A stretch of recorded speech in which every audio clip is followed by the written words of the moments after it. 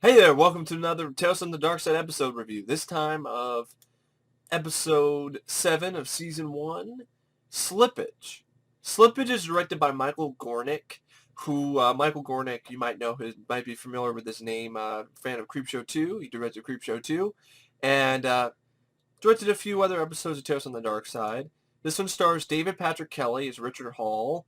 David Patrick Kelly, you might be familiar with him as Sam the Sleazebag from Adventures of Lord Fairlane, or he played a character in Dreamscape, or probably pretty much people remember David Patrick Kelly the most as Sully from Commando, or the guy in The Warriors who's like, Warriors, come out and play!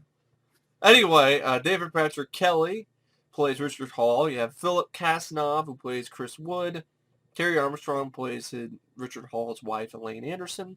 There's a few other actors here and there, just like every other episode to round out the rest of the cast.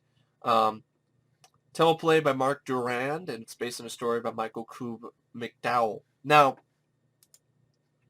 which I think I think it was just Michael McDowell, and then he added the Kube thing later, I think, because I remember just saying Michael McDowell in the credits.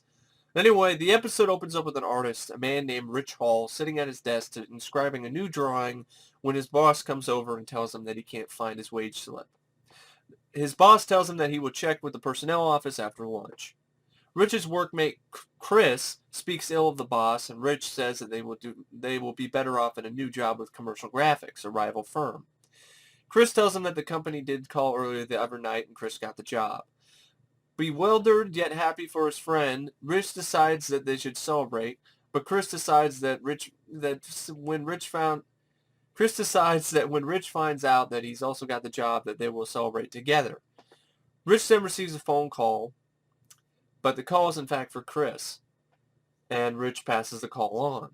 He then phones his wife and asks if there's been any mail. She tells him no, and this disheartens Rich. Rich phones up the Commercial Graphics company, and they tell him that they can't find his birth certificate. He mentions that his original birth certificate was destroyed and that a duplicate was being sent. The woman on the other end of the phone tells him that none of the things he sent to prove who he is have arrived. Therefore, the job he applied for is not valid without those documents. She then tells him that a portfolio has been misplaced and should turn up. Rich says that the help he was given was not at all helpful, and he says it was nothing but thin air.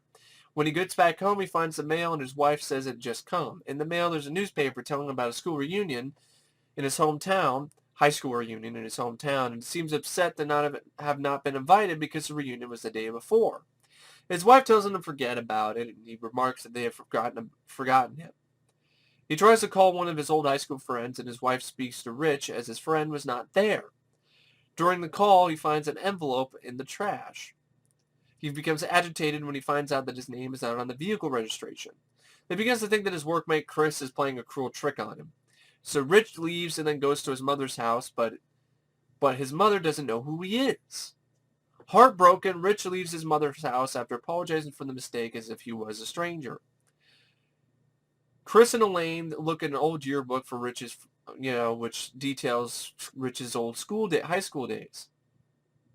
Chris sees Rich's old high school sweetheart Barbara in the book and asks Elaine if he should contact her to see if she remembers Rich. Elaine thinks it's a waste of time, and she gets upset that Rich hasn't called since he left and makes a remark that she wishes he was never born at all. Stressed, she apologizes for saying that, and Chris can see that she is under a lot of pressure. He ends up hugging her, and he tells her that everything will be all right. Elaine looks into his eyes and tells him that she'd be lost without him. Chris tells her that she can't give up now, and the phone rings. Chris answers it, and it's Rich. Chris tells him to stay where he is and that everything is all right. Chris finds Rich, and Rich tells him that he thought Chris and Elaine were playing a joke on him, but when he visited his mother, he realizes something was very, very wrong. Chris sees the drawing that Rich is doing. It's of a baby, maybe even Rich himself. Rich flicks through the books that he drew the baby on and reveals that it is in fact Rich, past, present, and future. Rich realizes that time is stripping him of his years and his life. Soon he won't exist at all. Chris doesn't believe him and tells him that Elaine is waiting for him.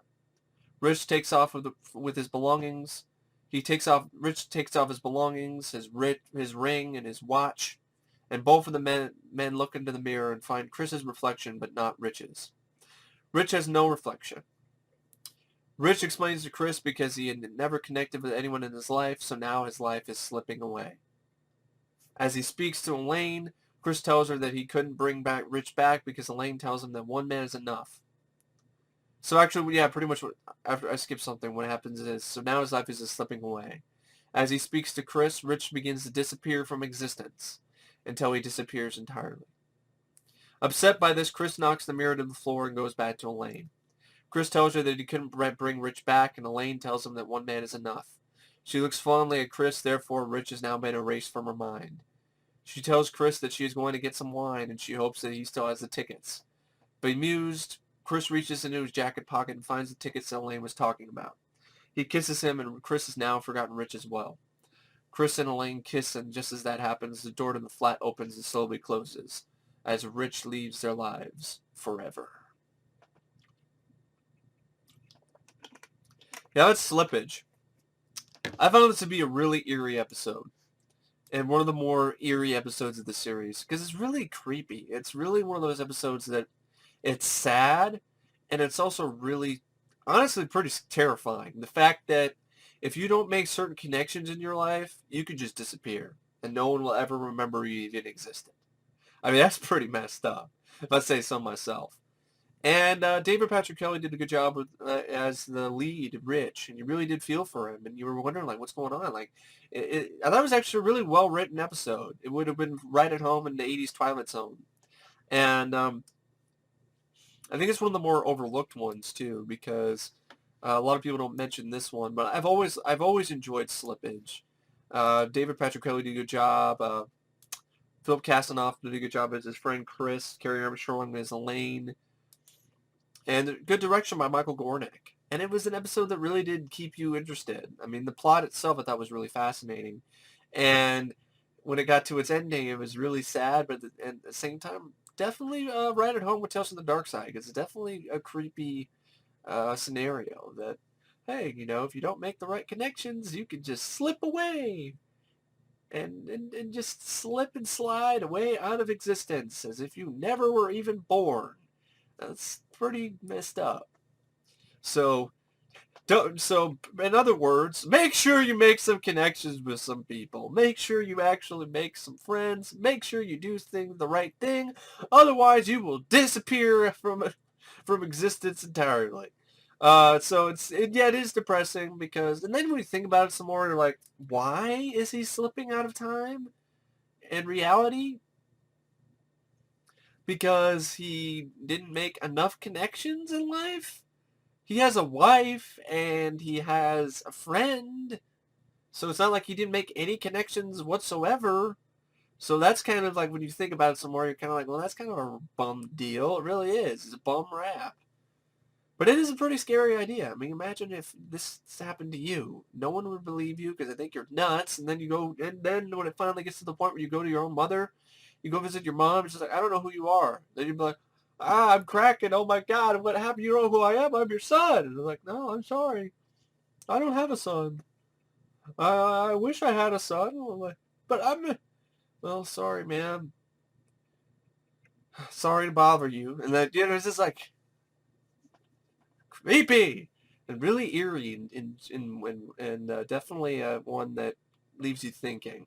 Anyway, I really don't know what to say about this episode, except it's one of my personal favorites from the first season. And thanks for watching, and I will see you guys later. See ya.